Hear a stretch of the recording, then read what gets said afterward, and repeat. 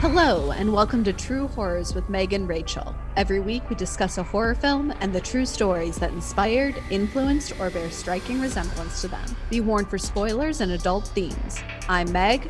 And I'm Rachel. And this is True Horrors.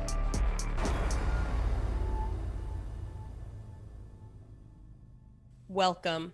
Why did I say that so sinisterly? Correct. I told Rachel last episode I was going to have her do it. And in her defense, she didn't hesitate, but maybe she should have. Maybe. I didn't like. I kind of had this vibe like, I'll show Meg, I'll do this, I'll say something right away. And it just came across really aggressive. It did. I want you guys to know that she was looking dead at me in the Skype when she said it too, right in my eyes, right in my soul. She was just like, she was saying welcome, but that was not her tone. I did not feel welcomed. This is a great start. I love it. I'm going to make Rachel do it more often. Okay, cool. All right, guys. So I had not seen this movie, but it was one that I'd wanted to because I'd heard good things and had done really good at the box office. So The Possession. Rachel, nobody will be surprised to know that I also had not seen this movie. Yes. Did you like it? I did. I liked it. It was a good movie.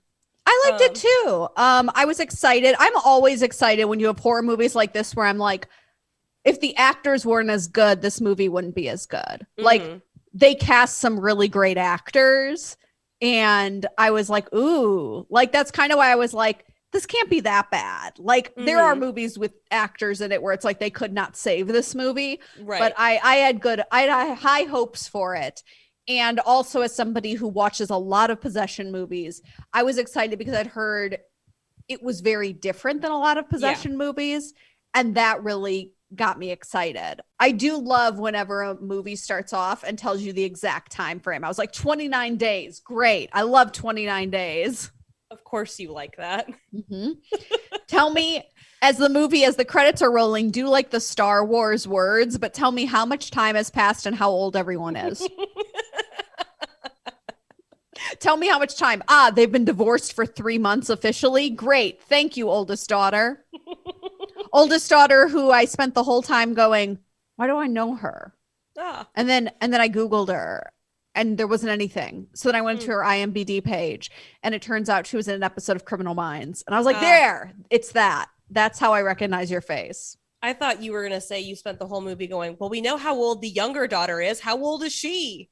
No, I was able to extrapolate enough that I was like, she's in high school, but she's clearly not a senior or a junior. Mm-hmm. So I'm like, she's a freshman or a sophomore. And I was like, that's enough for me. It's not like they did anything to make it seem like she was very young and then they were like, oh, but next year I'll be going off to college. Yes. Like, she wasn't like driving the family car. No. So I was like, okay, this makes sense. But okay, Rachel, you and me, we loved a thrift shop. Oh yeah. We're in a thrift shop and you see that box. Would you buy that box? Not without going, hey Meg, what's this say? Oh my God. When she was like, first These of all, carvings are so pretty. That's and a nobody language. Is like, girl, that is Hebrew. That is Hebrew. Her father is right there and he doesn't turn to her and go, it's Hebrew. Like, I can't read Hebrew, but I can recognize what Hebrew looks like. It's an old ass language. Like, it's old. Like, I knew that this was about, I picked this movie also specifically, listeners, because I knew it was about a Jewish spirit. But I don't know why I assumed the family was Jewish. If the family had been Jewish, too, yeah, this would have gotten solved so much quicker because probably at least one of them would have put that into Google Translate and been like, do not touch that box. Oh, these carvings look, I was like, oh, really? You don't have one Jewish friend like in this area that can be like, that's Hebrew. Apparently they're in pretty far upstate New York. So yes, she might not. But no, like I just kept saying throughout the movie, this is what happens when you buy a box that has a foreign language carved into it. Like if you just know what it says, then you can make a more educated decision about whether or not to buy the box. Yes. And in the opening with the old woman, I knew there was no way that hammer would work, but I'm glad she was at least trying. Like, I'm glad she was at least trying to destroy that box. Loved that house, by the way. Oh, yeah. Yeah. Oh, also, this is not my business. I mean, it's no one's business. But about like the divorce, how a divorced couple handles things. But I don't think you're allowed to dictate what they eat at his house. No. Like, you're not allowed to do that. Like, I was like, shut up. Like, also, why would you ban pizza? Like, you can put vegetables on a pizza. also, depending on how it's made, it can be made with very fresh ingredients, like something from a tree. As long as it's not like a really over processed frozen pizza, all those ingredients are ingredients. Like, yes. Also, I hate the idea that if it's a plant, it's healthy. You know what else is a plant? Tobacco. Cocaine comes from a plant too. You know something? A lot of plants are poisonous.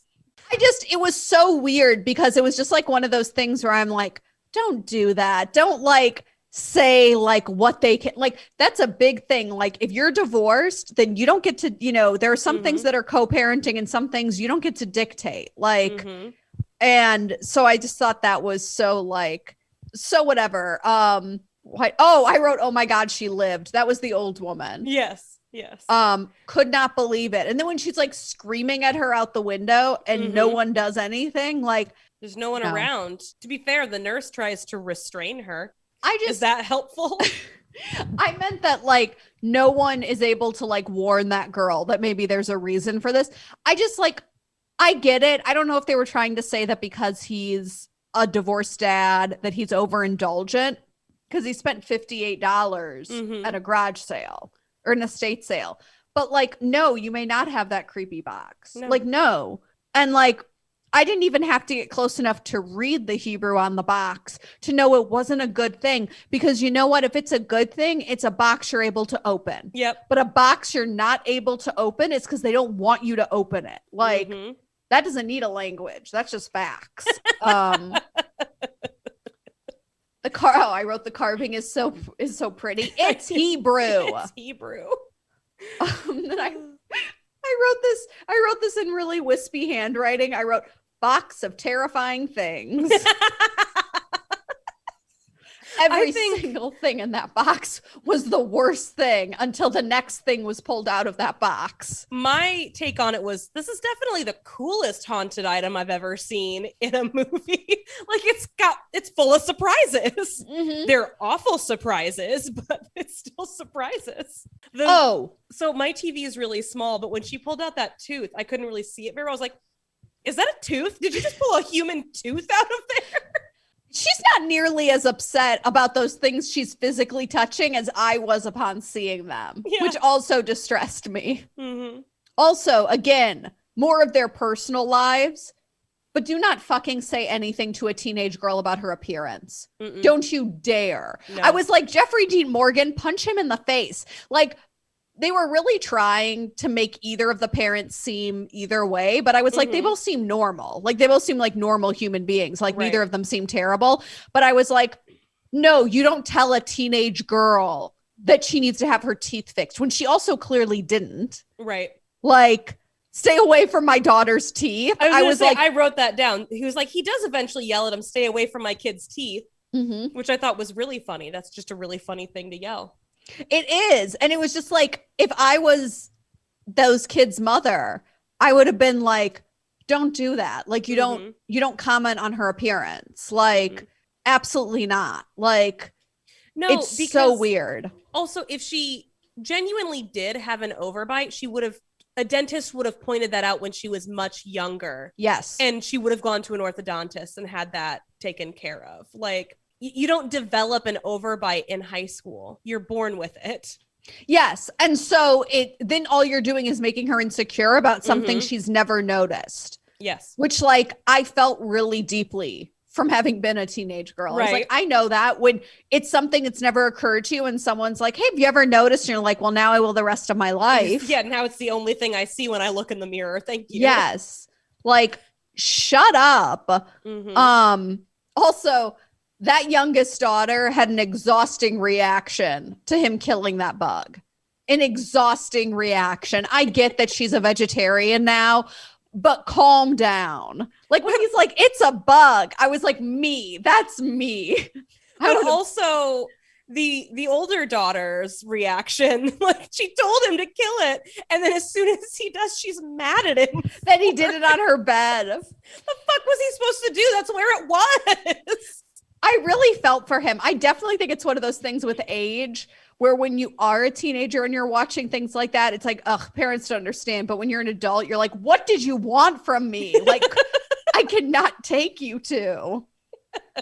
I just kept being like, throw that into Google Translate. I know. Like, right? At some point, you have to figure out that's a language. Like, at some point, someone has to look at it and say that's Hebrew. Like, I just don't know. Like, again, I can't read a lot of other languages, but I feel like if I saw one, I'd be able to be like, that's a language because of just the way that things are written. It's clearly a language of some kind. Yeah, I can look at a lot. Like, I know what Japanese looks like. I know what Korean looks like. I know what French looks like. If I see something written in those languages, I can be like, it looks like that language. Like, I'm gonna translate it. That situation with her stabbing her dad with the fork, that escalated so quickly. That's what I wrote. Because it did.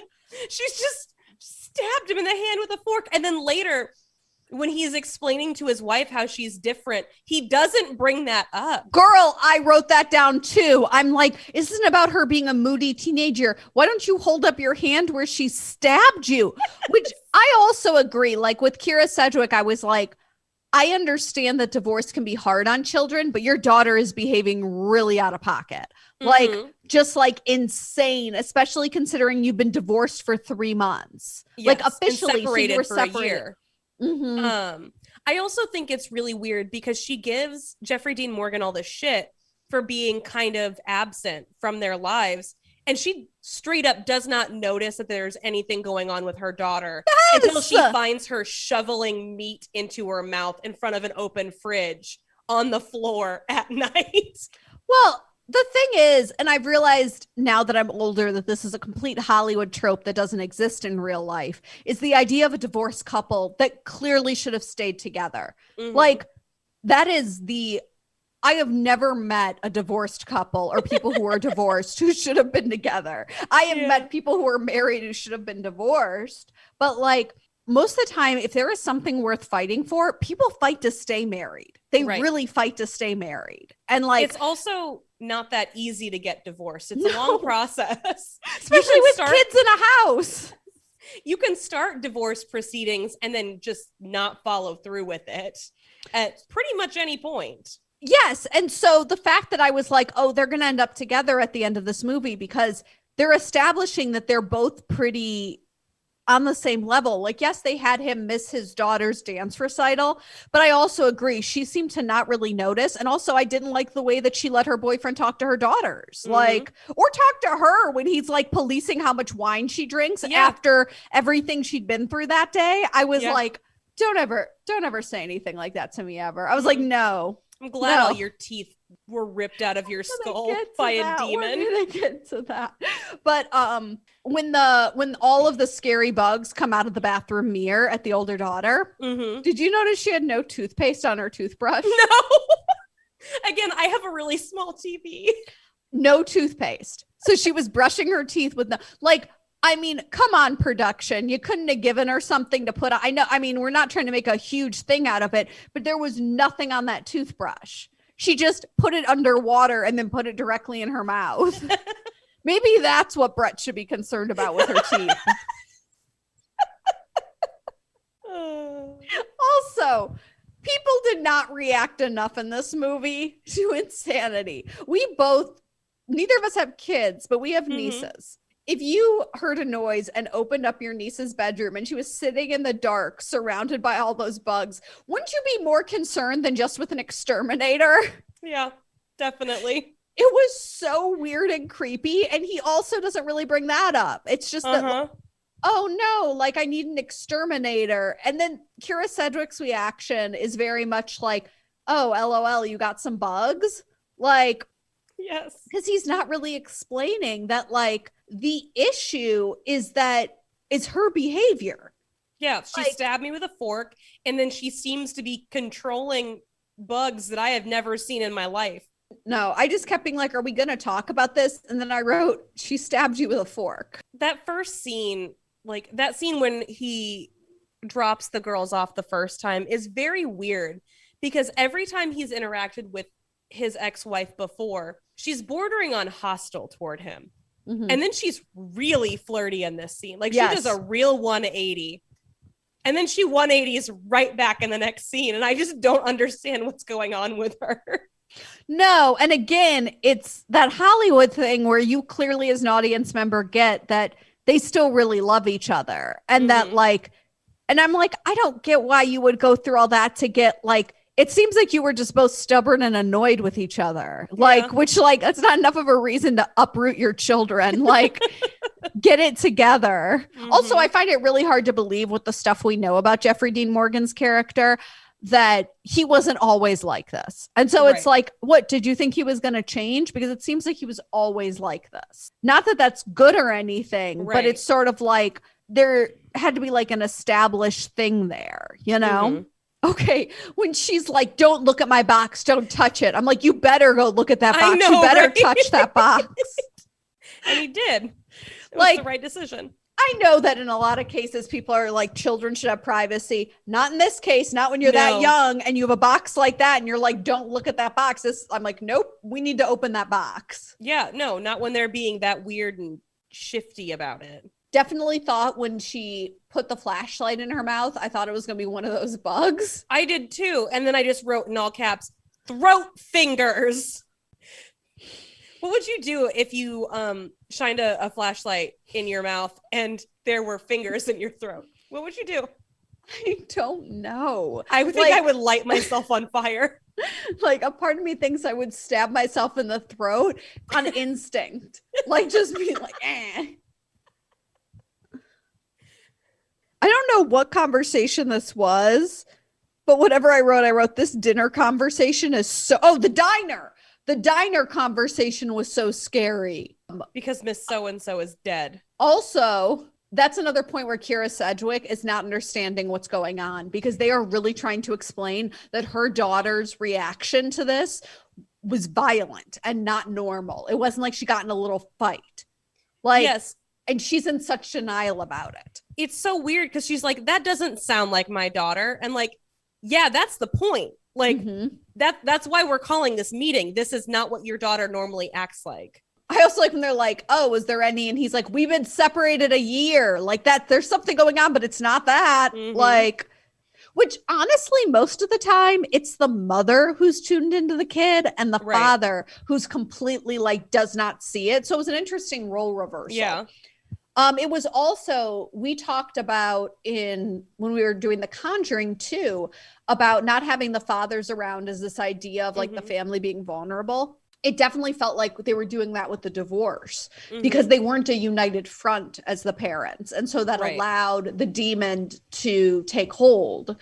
Why did he never go back to where he bought that box? That would have been my first fucking step. I definitely thought we were going to go back there and we didn't. Also, I was getting so mad at Kira Sedgwick. I was like, I need that girl to go full possession on these people. Like just full like batshit crazy so they know what they're dealing with. And she did not disappoint.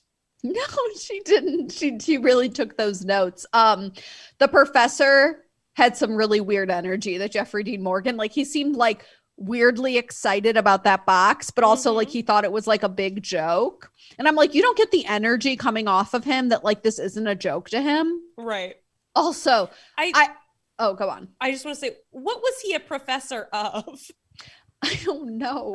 Because they don't establish that. Like, you don't have to be a professor of anything to know that's Hebrew carved into the box. But like, no, I don't know if he's supposed to be of language or like what he was supposed to be a professor. Well, because he mentions like the woodworks, like based on the woodwork, I think it's from Poland from the 1920s or 30s. Because then if that's your area of expertise, aren't you just like an appraiser? Like, don't you just work for the Antiques Roadshow? Like, I feel like you can make a lot more money doing that than working as a professor. Also, he clearly wasn't a professor in anything like Jewish history or anything like that, or he would have known to be more afraid. Also, I can't even talk about how pissed off and upset it made me when the demon made it seem like her father hit her. I was so bone deep though. angry. I was so mad. It was genius. And having the sister there and she can't really see what's happening, can only hear it. Well, and he does kind of move his arm because she starts to like move. And then when she's talking to it in like the storage area where he threw it, and like you can't hear what the demon's saying, you can only see her reaction. I love stuff like that because if it's played well, it's really like what your brain fills in and stuff. And then all those bugs flew in her mouth. Yeah. Didn't like that. Okay. Those bugs flying in your mouth or throat fingers? Throat fingers. Wait, is this worse or which one I'd rather do? Which one you'd rather have? Throat fingers. Throat fingers, right? Yeah, me too. Also, this is our conversation. Not even our top 10 most bizarre. Also, I was like, dude, are you just going to come here and try to perform an exorcism? That's hella crazy. When he was coming to the house and then he's starting to perform one and the demon's just like staring at him with its dead eyes. And he's like, what do you want? And I'm like, it wants your daughter. What the fuck are you talking about? Like, what do you want? What all demons want. Also, I just kept saying to him, I was like, this exorcism isn't going to work because you don't believe enough. No. Like that's kind of the core of the exorcism, is that your faith has to be stronger than the demon's doubt. And you're not even Jewish, because if you're Jewish, you'd recognize Hebrew. Like, I'm not even saying you don't have to be Jewish to recognize Hebrew. But I'm saying you just have to have lived in the world. Okay, but when he goes to that Orthodox neighborhood, all I kept thinking was, why are you going right at prayers?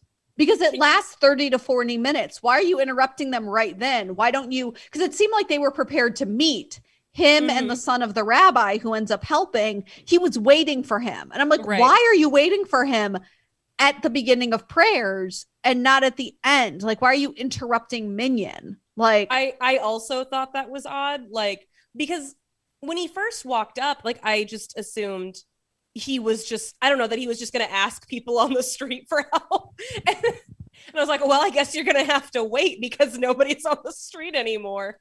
But then, yeah, he was waiting. Like, you think he could have been like, I mean, I know you don't have a whole lot of control over when you're going to be here, but do you think he could push it back a little bit? I have something planned at that time. Also, everyone who could help you is in prayers. So like, but I just love how all of those Orthodox men, when he said he opened the box, just fucked off. They were just like, you're done. We're done here. Like, you're like, when he was like, my daughter opened it, and they were all like, okay, we're done here. I also really loved how when the rabbi's son went after him, he quoted Jewish law. Because in my head, I was like, how can you not help him, whoever, how can you not? Like, you can't refuse to help. And then when he's like, you can't refuse to help in the life of an innocent, I was like, that's damn right. I'm like, oh, okay. So everyone else had to refuse so we could have him be like, it's the law. Like, we have to help. When he said, I think it was the rabbi, when he said that it must be left to the will of God, I just went, oh, fuck you. And then, when the son followed, I was like, I bet Meg's going to have a lot to say about this scene. Well, because it being left to the will of God without personal interference. I mean, I don't know. I'm not Orthodox and I don't spend a lot of time, but like, that goes really against everything I've ever been taught. It's that like, we're instruments of God. So it's like, God is trying to help you by sending me to help you. Right. Like, that's exactly like what that scene in The West Wing is. Like, I gave you a news report, like I gave you a helicopter, I gave you a boat. And and helping people is the greatest of like the commands, not the 10 commandments, obviously, but you know what I mean? The commands that you need to help, like love thy neighbor and help. And so just so funny. Like, I was just like, oh, okay, because we need one. I'm like, I guess if all of them had come, it would be kind of silly at that point. If it was just like the entire Minion came to this hospital. The mom and the sister, neither of them seeing anything until it gets absolutely crazy, is so weird to me. But then when they both see that scan, and there's something in there. It reminded me a lot of when we talked, not The Exorcist itself, but when we talked about The Exorcist, like, what if they did the scan and the demon were just there? Giving them the finger. Yes. And then it was. And I'm like, I mean, it wasn't giving the finger, but it might as well have been. Yes. Also, does this family have something against turning on lights in the house? Because in all these situations, no one turns on the lights. They don't. I guess the fridge light will be enough. Oh my God. And she just keeps breaking things. Yeah, I was gonna say, especially once there's glass all over the floor. Like, I know you're in panic mode, but like, and I know you don't like to wear shoes in the house, which it was a thing. As soon as that glass hit the floor, I went, bet you wish you wore shoes in the house now. But for real, you need to go back and get a pair of shoes. Like, that's why you're supposed to wear shoes into your tornado shelter, in case you have to walk over broken glass when you get out. Like, yes, go get some shoes. When they were carrying her around that hospital, that's exactly what a hospital's like after 5. Like, that's exactly what it's like. Like, you could just take someone and be like, we're going to go to a different area, and no one would ever notice. Well, good. Yes. I was like, that's very realistic. Loved how they all had to put something in the box. Yes. Loved that symbolism. And he put the wedding rings because he still had their rings. And I'm like, oh yes, the universal symbol of he still loves you. He still has both your wedding rings, or his wedding ring, or whoever it was. And then he put in, I mean, the rabbi's son was really going for it. He put in a watch from his grandfather. Like, he was committed. And I was like, I respect that. Like, I respect your commitment right now. Also, I was like, does no one notice this weird ass ring she's wearing? No, they don't. And how is she still wearing it? Because she wouldn't have been able to wear it into the goddamn MRI machine. So they had to put it back on, or whatever. Also, I guess I was wrong, because I was like, when Jeffrey Dean Morgan was like, take me, I was like, its name is the taker of children. Yes. Why would it fucking want you? That's what I said too. But I definitely felt it, because when they were all hugging on the floor, I was definitely the rabbi's son going, that's not right. Where is it? Like, where the fuck is it? Loved it. Loved when he was fighting the demon inside Jeffrey Dean Morgan. There was just some really cool visuals there. Although I did not understand how he kept falling for his the demon fake crying as his daughter. I was like, are you falling for this again? Like, my God. When he had the talus and was like protecting the girl with it. That's the shroud he was wearing. That's what it's called. So when he pulled it, I thought that visual was really cool. When he pulled it over M. I did not care for the strobe effect there at the end. Didn't care for that. I'm not in high school anymore. I'm not into strobe lights. That demon is, though. Dibbuk. Yes. Dibbuk. It's into raves. That's why it wants to take children, so it can get a little bit older and go to raves.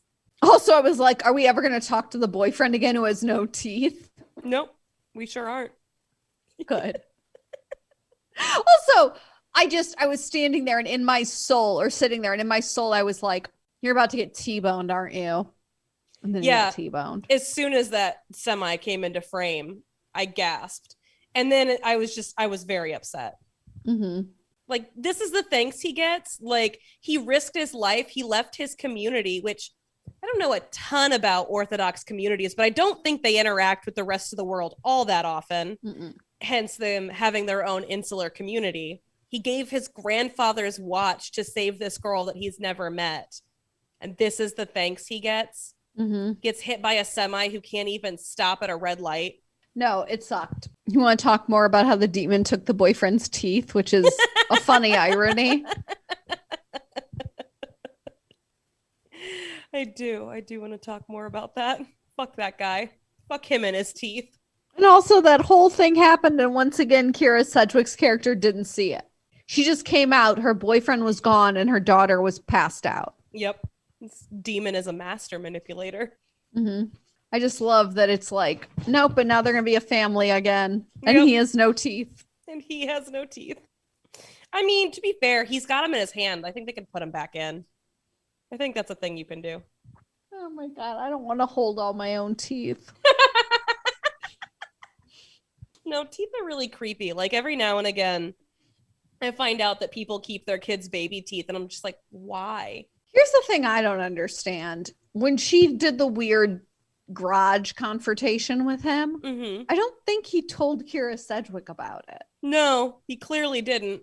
Was that before or after he tried to send her away to an institution? That was before, because sending her away to the institution is what they were getting ready to do when she took all his teeth. Gotcha. It went showing you a single tooth and threatening you in the garage, to eating meat and trying to kill my mother, to taking all your teeth and passing out. Yes. Cool. Yeah. A weird series of events. Well, I mean, but no one except maybe the rabbi's son at the end died. Mm-hmm. Because they definitely were saying in the end that to get an ambulance, that he was still alive. Mm-hmm.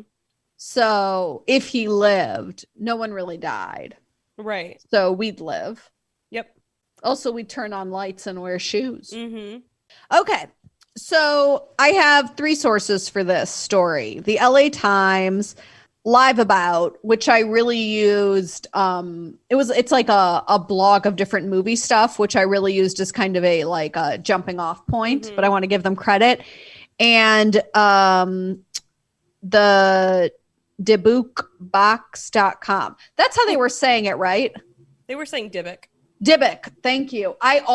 My brain always autocorrects that word. Because it's like, when I see it spelled out in English, I'm always like, Dibbuk, Dibbuk, Dibbuk. But what do you say when you see it spelled out in Hebrew? Dibbuk. Okay. Yes, but it's like just the way that it's written there, but like my brain automatically goes, Dibbuk, Dibbuk, Dibbuk. So this is based on a real box. A real box. A real box. Now we're gonna do a little timeline. Okay. Are you gonna tell me what's in the box? Do we know what's in the box? Yes. Okay, good. So in July 2004, a box went for sale on eBay. Oh, Jesus Christ. So it contained inside of it 2 locks of hair. Okay. A granite slab, 1 dried rosebud, 1 goblet, 2 wheat pennies. No idea what that is. 1 candle. Oh, what is it? It's a penny where instead of having the Lincoln Memorial on the back, it has like wheat, like 2 stalks of wheat, and it says 2 cents. 1 candlestick and 1 Dibbuk. And that's what it said on eBay. Okay, I was gonna say, like the eBay description specifically told you it. Yes, this is what's in it. So I need to know what the bids were. How much did someone pay for this box? Oh, we're gonna get into it. Okay, good. So the seller was a Missouri college student. Niztek is his last name, and he called it a haunted Jewish wine cabinet box. So we're gonna put pictures of it. But the way that it looks is very different than the box there. Like if it almost looks like it would be a jewelry box, like with the 2 doors that would open and 1 below it. Mm-hmm. But when I saw it, I thought it looked like something else, but we'll get to that. Okay. And it has, the reason I think he said wine is it has these things that look like grapes on it. They're not carvings. They're like, it's like a metal thing that looks like grapes. The inlay. Yes. Hold on. What do I need to search for to see this box? I really want to tell you haunted Jewish wine cabinet box. Okay, I'm going to try it. Okay. Hold on. Totally came up. Mm-hmm. That worked. Okay, wow, that's larger it's than big. I thought it would be. Yeah, it's big. It's big. Oh, I see what you mean. Like it's not inlay, but like a actual like brass. Yes, brass. Yes. Okay. So it sold for $280. Wow. To Jason Hexton, who's a medical museum curator. Okay. Who collects religious artifacts. Okay. Now, Hexton began to research it, and he created the website. Okay. And he even published a book about everything he found out about it in 2011. So we're going to go back now to its origins. Cool. So the box's origins can be traced to World War II. Okay. And it was brought to the U.S. by a Jewish woman who had it, but did not open it ever, and died in 2001 at the age of 103. Wow. And it was sold in an estate sale. And the man who bought it at the estate sale, sorry, there's a lot of names. It's passed through a lot of hands. The man who sold it who bought it at the estate sale name was Kevin Manis. So Kevin finds this box and the granddaughter of the woman who's like, oh yeah, so you got the spirit box. And he's like, excuse me? And she's like, that's what you just bought. And he's like, what? And she's like, yeah, my grandma, she never let any of us open it. She actually asked to be buried with it. But that's against Orthodox Jewish law, which it is. So her wishes were not honored. But she always told us. Can't you bury it like next? Wait, we'll get to that. Okay. So that there's a spirit in it. And like, we were never allowed to open it. Hold on. Cause like the whole conversation's hilarious to me. I feel like there's gotta be a loophole here. Well, I just think you bought this box, this creepy box. And then the granddaughter's like, my grandma was 103 and never opened it and forbid all of us to open it and said that what lived in it was an evil spirit. Have fun with that box. And he even said, like, if this is sentimental, like you can keep it. And the granddaughter was like, nope. So many red flags. But he was like, I don't know what a red flag is. And so he decided, and he had an antique shop. So he decided to take it home. God. So he took it to his store and then went to run some errands. And he got a call from the shopkeeper. And she was a young woman and she was hysterically crying because she told him that it sounded like there was someone in the shop. Like it sounded, then a bunch of stuff was getting broken and pushed around, like light bulbs were bursting, and she could hear a voice that was cursing her. Yikes. So he said she had worked there for years and left and never came back, and to this day won't talk about it. And he was like, you know what I should do with this box? Sell it. I should give it to my mother. Soul. Oh my God. So I want you to know. What has he got going on with his mother? Like Freud could really dig into this. So Kevin has said he bought it, but he bought it a year before he told people. So he told people who bought it in 2001, but he really bought it in 2000 because he was afraid that if he told people, they'd figure out all the horrible things that happened to him in that year and realize it was because of the box and no one would buy it. Oh my God. So his mother, he gave it to his mother. And a couple like days later, she had a stroke, a massive stroke. And she couldn't speak, but she wrote down to him that she hated the gift. that she wrote something about the box being bad. I mean, in a different context, that's really funny. Yes. Like, your gift gave me a stroke. I'm writing you out of the will. I mean, my God. So he brought it home and he was like, yay. But so things that this box had caused is some people say that it causes a smell that smells like jasmine, and other people say it smells like cat urine. So there's like a very different smell that I don't know it's so different. I don't know what it is that makes people smell it one way or the other. But then that same year, he got raided by the FBI, and then they just returned everything to him, but never gave him an explanation as to what was wrong or why they'd raided him. But they took a bunch of stuff and then brought it all back. Do you think it's because the box kept cursing them? And they were like, we don't know what the curse is. We're going to give it all back. I don't know what this investigation is. It is not this important. Do you think that the spirit like called the FBI with a fake tip? Like,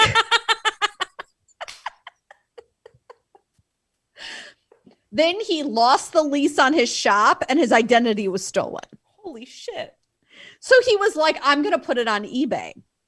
Okay. And so the original guy from this story, Neztec, bought it for $140. And he said he smelled odors too and started seeing bugs everywhere. Ew. and malfunctioning electronics.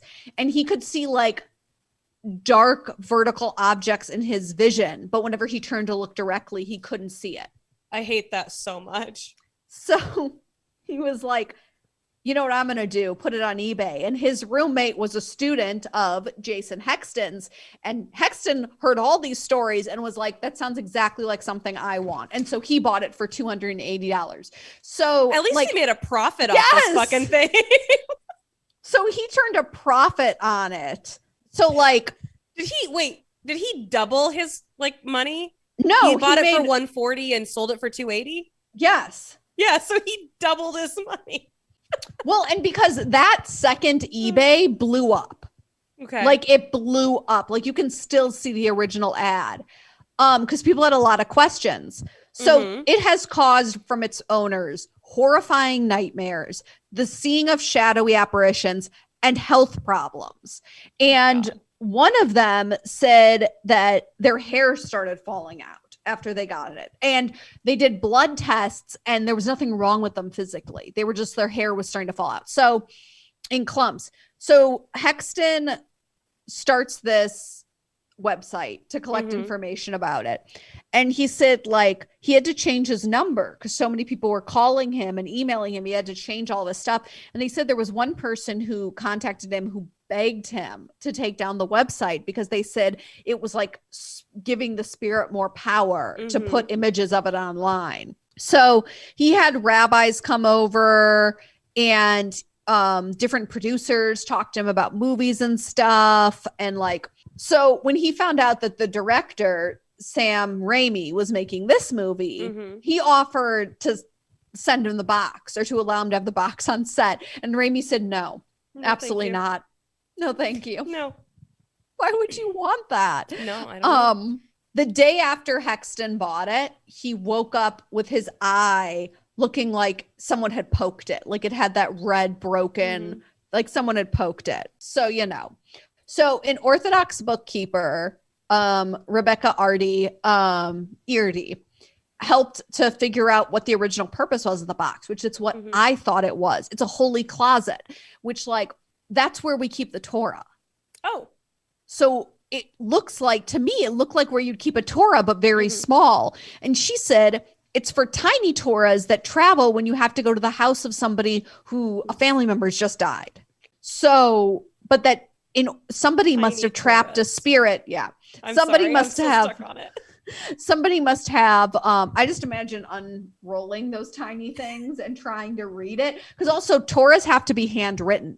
I don't know if you know this, but they're handwritten. So yeah, you've mentioned that. But now when you say tiny Torahs, are they tiny or are they just like how tiny are we talking? They'd have to fit in that box. I was gonna say that box was pretty big. Yeah, well, I mean, compared to a real one, which like would be too heavy for me to lift. Okay. Like real ones are really big. Okay. I guess these would be real too if they're holy. They're just regular sized. But so her thing was whoever put the spirit in there with all those objects and stuff, which were like tokens from a family, was trying to trap it. So what they think needs to happen is it needs a Jewish burial. It needs to be buried on its own with like a minion and everything. Like, and he's like, nah, I think I'd rather just have a bunch of ghost shows come over and try to figure out what's wrong with it, which they've definitely done. Like it still exists. He still has it. And when you go to the website, it's like different links and stuff. And some of them are to different ghost shows that have come and taken a look at it. So that's it. And it's still there, still out there, which like, here's what I want to say about this. Like, because when I was reading the LA Times thing and they were doing like the balancing of the idea that it's like a hoax. Right. My thing was they thought they were like, it's a hoax because like, why would all these people buy something that or keep something that they know is haunted? And I'm like, have you never met a human person? That's the least surprising thing. That was the reason, which obviously there are actual reasons you could think this isn't real. But their big thing was, why would people keep buying it? Why do people buy Charles Manson's artwork? Like, yes, I was like, that's the smallest problem. I have no problem with the idea that people keep spending human money on this. Like just over and over again, keep buying it. Like literally, this season, we talked about a haunted doll that has its own museum that people bake things for. We have talked about multiple haunted houses that people buy to live in. Yes. Like they're either doing it because they're obsessed with it or because they don't believe it. Like that's why. Whereas me and you, like I would never pay money for something people think is haunted. No. Why would I pay money to have myself cursed? Yes. Okay, I have so little money to spare. I think I'm going to spend it on a curse. At best, at worst, you're cursed by a demon or a spirit or whatever. At best, you just have a stupid box. You just have a stupid box. Like, And I'm Yeah, saying but it's a big box. You could put a lot of things in it. It is. It was surprisingly big, which I get why they changed that because this little girl had to carry it around. Mm-hmm. It was still pretty big, like in her arms. But so dumb when she walks up to her father with that box and he's just like, yeah, you can get that box even though we don't know. When he shakes it and you don't know what's in it, I'm like, you're not concerned at all of what could be in that for your daughter to see, your very, very young daughter. Maybe this is why she divorced you. All right. That's all I got. So do you know what the current owner keeps in that box? The same stuff that was in it. The same stuff that was in it? Okay. Didn't like clear it out and like turn it into a little coat closet? No, because Doesn't again, he's the one. Torahs in it? No, because again, he's the one with the website. So, and who wrote the book about it. So like, no, he kind of keeps it as is. Okay. But I did see one thing when I was looking at the pictures and it looks like they were like disassembling it and stuff. And I was just like, what do you think that's going to do? Because it's not the box that's cursed. It's something in the box. Yes. I mean, if you take the box apart, like then the thing has nowhere to live. You're giving it more space. You're just pissing it off. It's like, really? Yeah. All right. So it seems like just yesterday, but next week will be our final episode of season 2. Yay. So this is a joint episode, but we are not going to do 2 movies like we did last season. Rachel's shaking her head. We learned our lesson. Again. We did. But we will be doing one movie and both telling stories for it. And that movie is, Rachel? A Nightmare on Elm Street. Yes. I usually leave out us and thes when I like say stuff. So. I can't. We've talked about how I can't do that because my brain doesn't know if I want to say A Nightmare Before Christmas or the Nightmare on Elm Street. You see, I did it again. It's the Elm Street one we're watching. OG. And we'll be watching that. So make sure to follow and like us on Facebook and Instagram. And feel free to comment or let us know some of your favorite season 2 moments. And we will be season 2 movies. None of them. None of them. And we will be back in your feed next week with the finale.